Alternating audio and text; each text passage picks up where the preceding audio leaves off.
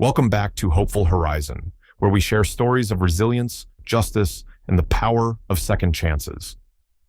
Today's story follows Marcus, a homeless veteran turned away by a luxury hotel in his moment of need, only to return months later under circumstances that leave everyone speechless. This is a tale of rising above hardship, confronting prejudice, and rewriting one's fate. Join us as we delve into Marcus's journey from rejection to empowerment and witness the powerful transformation of a man determined to make a difference. If you're moved by stories of redemption and change, don't forget to comment below, subscribe, and tap the bell to stay connected with us at Hopeful Horizon, and let us know where you're tuning in from. The rain came down in sheets, casting the world in shades of gray. Marcus, a tall, weathered man with shoulders that had borne both the weight of duty and the weight of misfortune, trudged up the stone steps of the Riverview Hotel. Drenched to the bone, his worn coat clung to his skin, offering little against the bitter chill. He had one thought: shelter. The illuminated lobby ahead promised warmth and a temporary escape from the storm raging around him. As Marcus approached the grand entrance, a sharp-eyed hotel manager appeared. Gerald, a man who prided himself on the exclusivity of Riverview, eyed Marcus with disdain. Dressed impeccably in a tailored suit, Gerald was the picture of authority and snobbish self-importance. He blocked Marcus's path with a dismissive wave. "Can I help you?" Gerald's tone was cold, each word laced with a sneer that conveyed just how little he thought of the man before him. "I just need a place for the night," Marcus replied, his voice steady but lined with exhaustion. The manager's gaze swept over Marcus from head to toe, noting the frayed edges of his coat and the mud splattered across his boots. "We don't accommodate your kind," he said, his voice low and dripping with contempt. "Perhaps try a shelter." Marcus felt a flare of anger, but swallowed it, standing firm. "Look, I'm not asking for charity. I can pay." But Gerald sneered. "I highly doubt you could afford our rates. Move along before I call security." Humiliated, Marcus turned away, the cold seeping deeper into his bones as he walked back into the storm. He looked back once, catching a glimpse of the opulent lobby filled with warmth and light, contrasting sharply with the darkness surrounding him. Each step he took away from that door felt heavier than the last. As Marcus trudged through the rain-soaked streets, memories flooded back to him, piecing together the story of how he had ended up here. He had once been more than this, a proud soldier in the United States Army, a man who had seen the world and defended his country. His mind drifted back to those days, the camaraderie of his unit, the sense of purpose he'd felt while serving. The years in the military had forged Marcus into a disciplined, resilient man. He'd served overseas, in conflict zones where survival depended on quick thinking and loyalty to those by his side. But as much as those years had shaped him, they had taken their toll too. He had witnessed unspeakable things, lost close friends in combat, and returned home carrying wounds, both visible and unseen. Returning to civilian life had been far harder than he'd anticipated. He'd struggled to find work, often facing suspicion and misunderstanding from those who didn't comprehend the toll of war. Employers would look at him with uncertainty, wary of the military experience that shaped his character, but carried the stigma of potential issues. With each rejection, Marcus's hopes dwindled, until he found himself in an unforgiving spiral. Bills piled up, and the few friends he could lean on began to fade away, unable or unwilling to understand the depths of his pain. And, as so often happens to veterans, he was left with little support. Eventually, he lost his apartment, his savings dwindled, and he found himself adrift. The weight of his service, which had once been a badge of honor, felt like a burden too heavy to bear. He was a man haunted by the ghosts of his past, the memories of comrades he had lost, and a future that seemed to be slipping out of his grasp. Walking through the rain that night, he clenched his fists. Somewhere deep within him, a spark still burned, a stubborn refusal to give in completely. But it was dim, barely visible against the darkness of his circumstances. The next morning, Marcus was still on the streets, watching the world go by as he sat on a bench in a nearby park, huddled under an old Army-issue blanket. The sun had finally broken through the clouds, casting a warm glow over the city, though it offered little comfort against the deep chill inside him. As he sat there, a familiar voice called out, "Marcus? Marcus Daniels, is that you?" Marcus looked up, squinting against the sunlight, and found himself face to face with his old friend, Raymond Ray Sullivan, a man he had served with overseas. Ray was an imposing figure, his frame broad and sturdy, with a face weathered by experience, but softened by a genuine smile. The sight of a familiar face sparked a glimmer of hope in Marcus's weary eyes. "Ray," he said, managing a small smile. "Been a while." Ray didn't miss the shadows under Marcus's eyes, or the hollowness that lingered in his expression. He clapped a hand on Marcus's shoulder, his grip firm and reassuring. "What happened to you, man? Last I heard, you were back home, settling in." Marcus shrugged, looking down. "Life happened." Ray, however, wasn't about to let his friend brush it off so easily. He insisted they grab a coffee, and over steaming mugs in a small cafe, Marcus found himself sharing his story. He talked about the difficulty of adjusting to civilian life, the countless rejections, and the heartbreak of feeling like he'd lost his place in the world. Ray listened quietly, nodding as Marcus spoke, his expression a mixture of empathy and sadness. When Marcus finished, Ray leaned forward, his voice steady, but filled with conviction. "Listen, Marcus, you're not alone.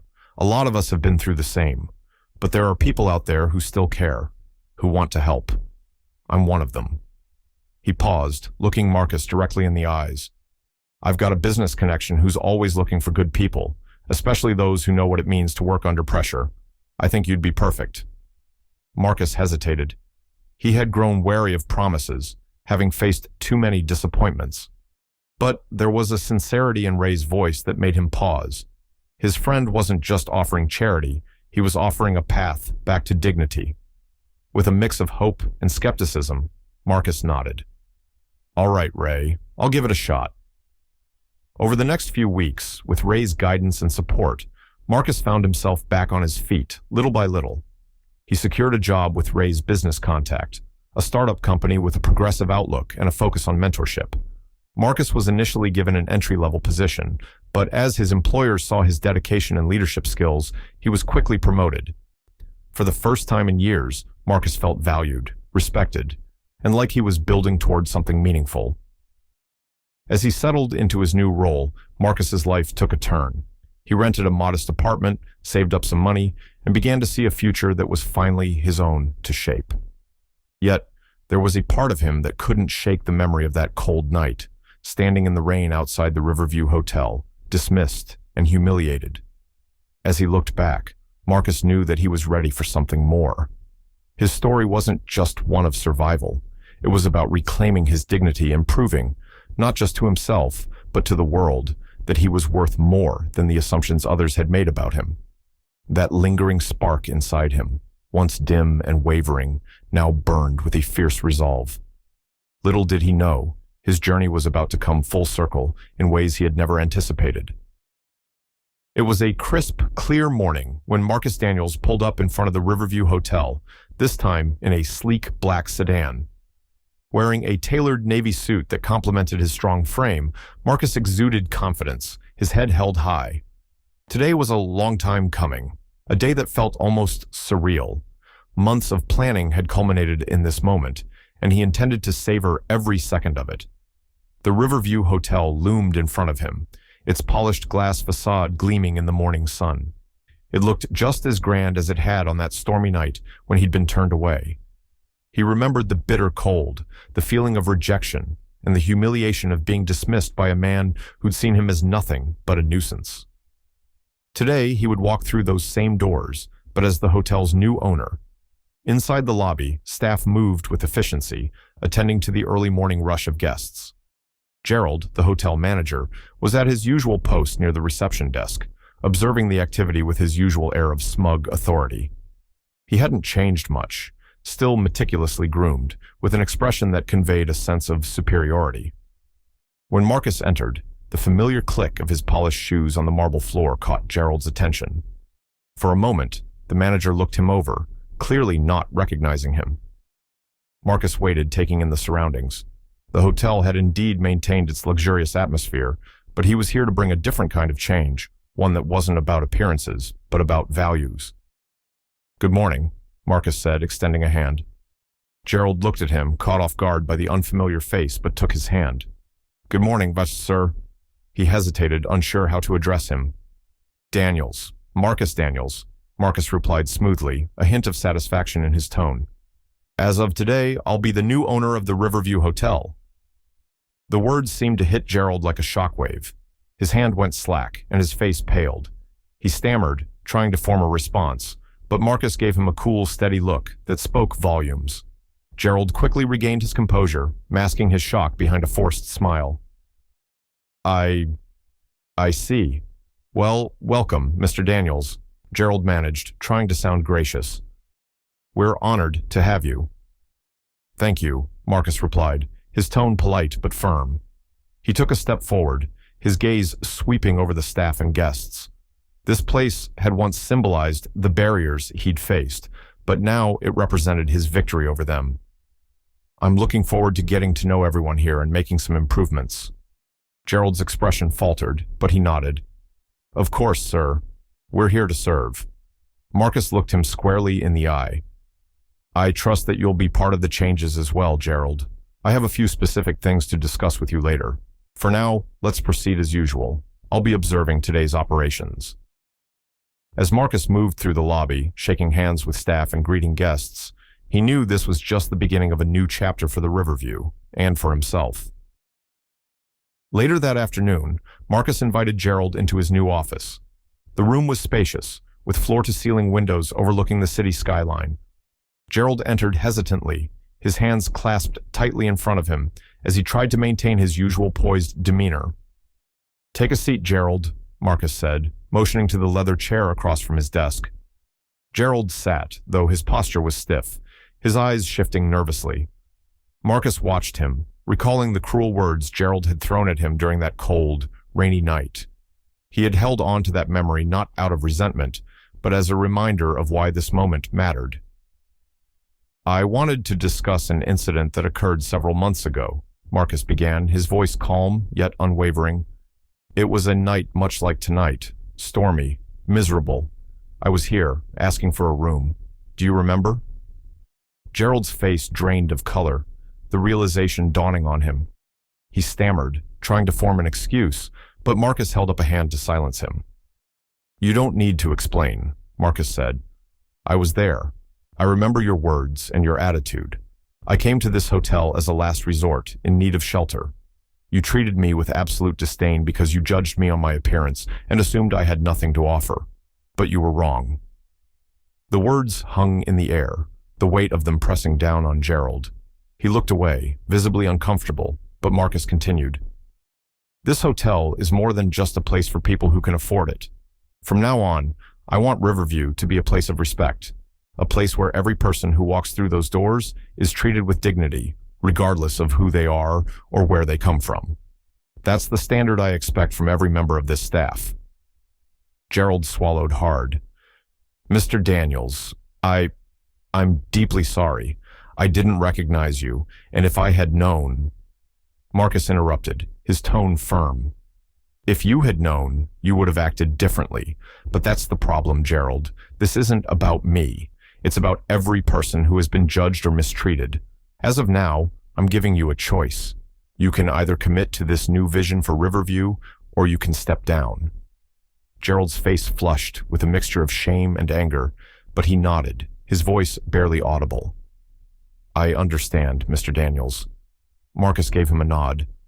"Then let's start fresh. I want you to lead by example, Gerald. Show the rest of the staff what it means to treat everyone with respect, regardless of their circumstances. Can you do that?" "Yes, sir," Gerald replied, his voice subdued. The manager rose to leave, a humbled man, aware that this was his chance to change, or leave. As Gerald left the office, Marcus leaned back in his chair, feeling a sense of closure. He hadn't come back for revenge, but rather to make things right. This was his reckoning, not only with Gerald, but with the past that had once held him down. Over the following weeks, Marcus set about transforming Riverview's culture. He held meetings with each department, listening to employees and learning about their experiences at the hotel. Many of them were surprised by his genuine interest and warmth. Unlike the distant corporate owners they were used to, Marcus was involved, asking questions and encouraging feedback. One morning, Marcus stood in front of the entire staff in the grand ballroom, where he'd called a meeting to outline the changes he envisioned. He looked out at the faces of housekeepers, receptionists, bellhops, and managers, all of whom had heard about his story and were eager to hear what their new owner had to say. "I want Riverview to be a place of welcome, a place where everyone feels valued," Marcus began. "I know what it's like to feel overlooked, to feel as though you're not worthy of respect. But each of you, from the housekeepers to the managers, plays an essential role in making this hotel what it is." He looked out at the staff, meeting their eyes one by one. "We're not just here to serve guests. We're here to create an experience where people feel seen and valued. And that starts with how we treat each other, how we treat the guests, and how we carry ourselves." The room was silent, each word resonating with the people who had come to respect Marcus, not just as their boss, but as someone who genuinely cared. His story had already spread among them, a tale of resilience that inspired them to bring their best selves to their work. As the days went by, changes became evident. Marcus implemented programs to support employees' growth, including financial planning workshops, healthcare benefits, and mental health resources. The staff felt the difference, and it showed in their work, creating an atmosphere that guests began to notice and appreciate. Even Gerald, once dismissive and judgmental, worked to earn back the trust of those around him. Under Marcus's guidance, he took responsibility for his past actions and began actively contributing to the positive environment that Marcus was building. One evening, as Marcus walked through the bustling lobby, a guest approached him. She was a young woman with a tired smile and a suitcase in hand. "Thank you," she said quietly.